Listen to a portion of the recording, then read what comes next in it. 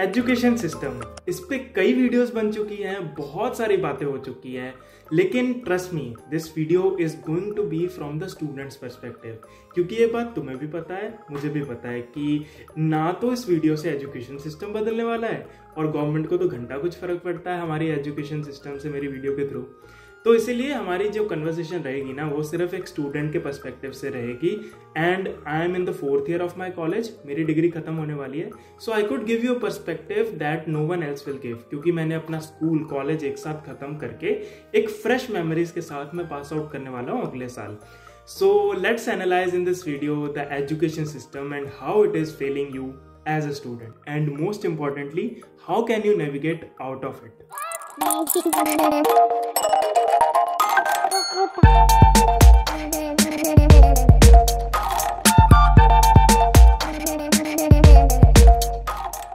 मुझे याद है यार, मैं कॉन्वेंट स्कूल में पढ़ा था, तो हमें ना एक 10th क्लास में टॉपिक्स होते थे, 5-5 नंबर के एग्जाम्स में आते थे, email writing, notice writing. And जब से एआई आया ना, टीचर्स ऐसे बावले हुए घूम रहे हैं कि भाई अब क्या करें इस चीज़ का। अब तो बच्चे ईमेल ऐसे चैट जीपीटी से लिखवा लेते हैं, फिर कॉपी करके ले आते हैं। तो जो उनका ओरिजिनलिटी होती है कि लेटर का ये फॉर्मेट होना चाहिए, नोटिस इस वे में लिखा जाना चाहिए, ईमेल इस वे में लिखा जाना चाहिए, वो जितने सारे फ्लॉज थे ना, जो कि पहले भी थे, नो डाउट पहले भी लोग ये ना लिखते टाइम मैं खुद सोचता था कि यार ईमेल के ऊपर टू फ्रॉम में सिंटेक्स क्यों याद कर रहा हूँ। वहां पे जब मैं किसी को भी मेल डालूंगा, चिट्ठी तो लिखने नहीं वाला, मेल का फॉर्मेट ऑलरेडी होता है, टू फ्रॉम, बीसीसी, सीसीसी सब मेंशन्ड होता है, तो मुझे क्यों सिखाया जा रहा है। But eventually you tend to realise that कि ये सारे फ्लॉज जब से artificial intelligence came into the picture, these all the flaws of our education system got accelerated. एक बच्चे की एनालिटिकल स्किल्स गई भाड़ में। हम तो बस उन्हें ये बताएंगे कि तुम्हें ये करना है, फिर ये करना है, फिर ये करना है, उसके बाद ये करना है। इसीलिए तो यार आजकल के बच्चों को करियर प्लान्स नहीं पता। आजकल क्या, किसी पहले भी टाइम नहीं पता होते थे, तो फिर बच्चा सारी उम्र बैठता था, रिग्रेट करता था पढ़ के, और फिर सोचता था कि यार मैंने तो ये करना था, मैंने ये कर लिया।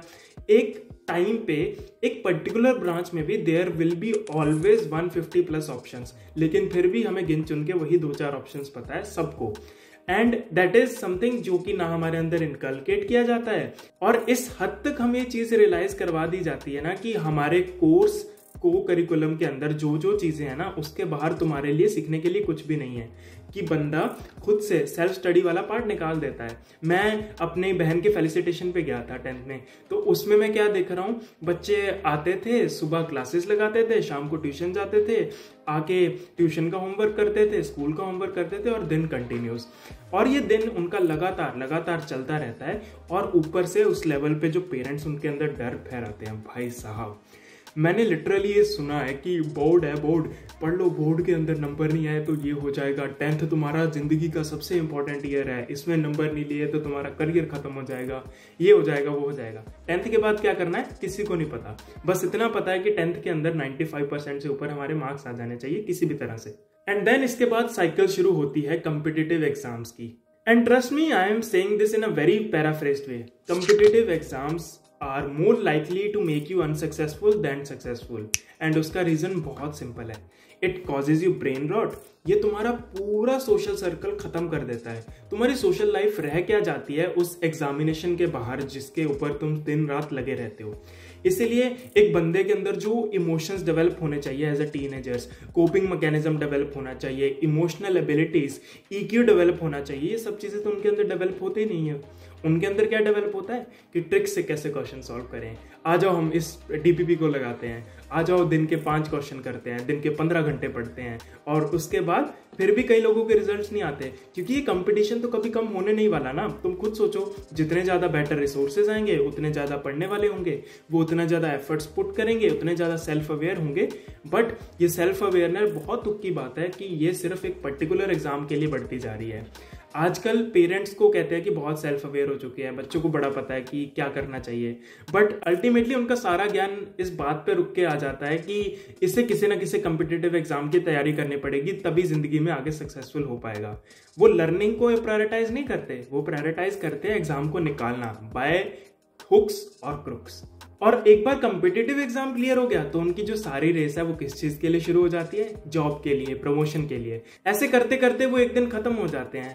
अगर मेरी बात पे यकीन नहीं हो रहा तो एक चीज सर्च कर लेना कि जेई टॉपर्स टुडे, तो उसमें तुम्हें एक ट्रेंड रियलाइज होगा। आई नो बहुत सारे एक्सेप्शंस होते हैं, बट एक बहुत जनरल ट्रेंड रहता है ना कि कोई भी अगर जेई का टॉपर है ना, मोस्ट ऑफ द टाइम्स वो किसी ना किसी कंपनी में ही एंड अप करते हैं। Either they are intern at something, either they are working for a company.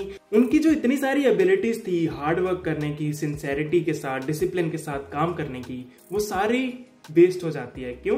क्योंकि उनको अल्टीमेटली जॉब के ऊपर कुछ दिखता ही नहीं है, जॉब के बाद प्रमोशंस, एंड इसीलिए either they get out of India और they are working for a company that is MNC. Jobs create करना तो वो सोचते ही नहीं है। क्यों? क्योंकि exams are killing their ability to think beyond it.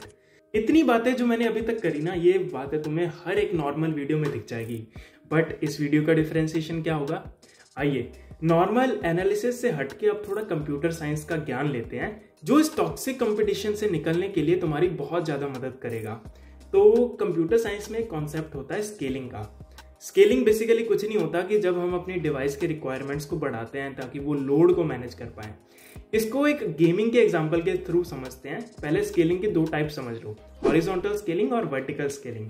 हाँ, अब सपोज तुम्हारे पास एक लैपटॉप है और उसके ऊपर एक XYZ गेम नहीं चलती, तो तुम क्या करोगे? उसके अंदर रैम को अपग्रेड करवा दिया, उसके अंदर ग्राफिक कार्ड्स डलवा दिया, उसके अंदर SSD डलवा दी, या फिर और जो ऑप्शंस हैं फिगर आउट करके कि मैं इस लैपटॉप को अपग्रेड कर लूँ। But if I talk about horizontal scaling, तो रावण के 10 सिर दिखे है ना, ऐसे एक्सपैंड करते हैं। That is what something is horizontal scaling. कि अगर तुम्हारा एक लैपटॉप के साथ काम नहीं हो रहा और तुम्हें कोई प्रोसेस रन करना है, तो क्यों ना तुम मल्टीपल लैपटॉप्स लेके कनेक्ट करके एक पर्टिकुलर रिसोर्स को डायरेक्ट कर दो। अब तुम सोचोगे कि गेम के केस में एक ऐसा होता है। I know that is something तुम्हें बहुत सारी चीजें फिगर आउट करनी पड़ेंगी और गेम के केस में भी तुम कर सकते हो, but it comes back to the very fact कि सपोज जब प्रेशर बढ़ता है ना, तो दो ही ऑप्शन होती है, या तो खुद को इस लेवल तक अपग्रेड कर लो या फिर create multiple opportunities for the same. And now how does this fit in the concept of examinations? तो अभी क्या हो रहा है ना, वर्टिकल स्केलिंग हो रहा है, और vertical scaling is suppose to be very dangerous अगर बहुत ज्यादा लोड बढ़ता है। अब क्या होता है, बच्चा पहले 8 घंटे पढ़ता था, अब 12 पढ़ रहा है। पहले वो दिन के 4 घंटे प्रैक्टिस करता था, अभी 6 घंटे करता है। पहले उसकी नींद 8 घंटे की होती थी, अब वो 6 घंटे की हो चुकी है। तो ये क्या है? Vertical scaling. वो अल्टीमेटली सिर्फ एक रिसोर्स के ऊपर पूरा लोड डाल दे रहा है कि मुझे इस पर्टिकुलर चीज के लिए यही करना है, एंड यही चीज बच्चों के साथ कर रहे हैं जो एग्जामिनेशंस को पढ़ाते हैं। उनके लिए अल्टीमेटली निकल के क्या आता है? जेई दे दो, नीट दे दो। तो एक ही एग्जामिनेशन के अंदर बहुत सारे स्टूडेंट जब बढ़ते जाएंगे तो वो क्या करेंगे? वो कट ऑफ इंक्रीज कर देंगे। Again vertical scaling. अब इसमें हॉरिजॉन्टल स्केलिंग का कॉन्सेप्ट क्या आता है? सबसे पहली चीज, तुम्हें पता ही नहीं होंगे कि इतने सारे करियर अपॉर्चुनिटीज हैं जो कि जेई और नीट पे नहीं डिपेंडेंट हैं। उसके अलावा भी कई ऐसे कॉम्पिटिटिव एग्जाम्स जो नोन है ना, उन पे भी नहीं डिपेंडेंट है। एंड ये चीज तुम्हें कब रियलाइज होती है? जब तुम एक बहुत अच्छे एग्जाम को टॉप करके एक ऐसे सर्कल में आते हो जहां पे दे आर लाइक माइंडेड और बिजनेस माइंडसेट के लोग। वो इतने जुगाड़ू होते हैं ना, अगर तुम एक फ्रेंड सर्कल में बैठोगे ना जहां पे सब लोग बिजनेस कर रहे हैं, वो इस चीज के ऊपर कन्वर्सेशन नहीं करेंगे कि यार ये क्वेश्चन नहीं बन रहा, वो क्वेश्चन नहीं बन रहा। वो इस चीज के ऊपर बात करेंगे कि यहां से पैसा कैसे बनेगा। एंड अल्टीमेटली ज्यादातर लोग जो इतने घिस रहे हैं ना, वो सिर्फ इसीलिए है कि उनकी जॉब सिक्योरिटी हो जाए। तो horizontal scaling comes into that picture कि जब तुम अपने करियर पाथ्स को एक्सप्लोर करने लग जाओगे ना, तो जहां पे एक करियर के पीछे 150 लोग लगे हैं ना, अगर वहीं 10 करियर हो गए ना, तो सब 15-15 में डिवाइड हो जाएंगे।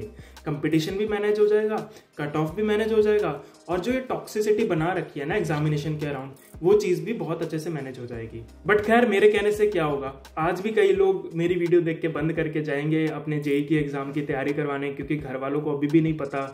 तो उन सबके लिए मैं ये कहना चाहता हूँ, वैल्यू ऑफ द वीडियो, कि दिल थाम के बैठना। दैट इज माई प्रेडिक्शन कि this is probably going to the last wave of this sort of exams. क्योंकि जितना ज्यादा एक्सपेंशन और इनोवेशन हो रही है ना एआई की फील्ड में, अदर फील्ड्स में एज वेल, तो उससे ये बबल ना बर्स्ट होना बहुत जल्दी है। एक पॉइंट के बाद ये सस्टेन नहीं कर पाएगा। क्या कर लोगे? 100 वालों को कट ऑफ दे दोगे क्या? तो जब तक वो पॉइंट नहीं आ रहा है ना, तो अपने दम से तुमने पूरे घिस के मेहनत करनी है। ऐसा एक बार भी नहीं खुद को फील करवाना कि यार मेरे साथ कुछ अन्याय हो रहा है, क्योंकि तुम्हारे पेरेंट्स हैं, वो जैसे मर्जी करके तुम्हें पढ़ा रहे हैं ना, उनके लिए तुम सक्सेस की एक होप हो।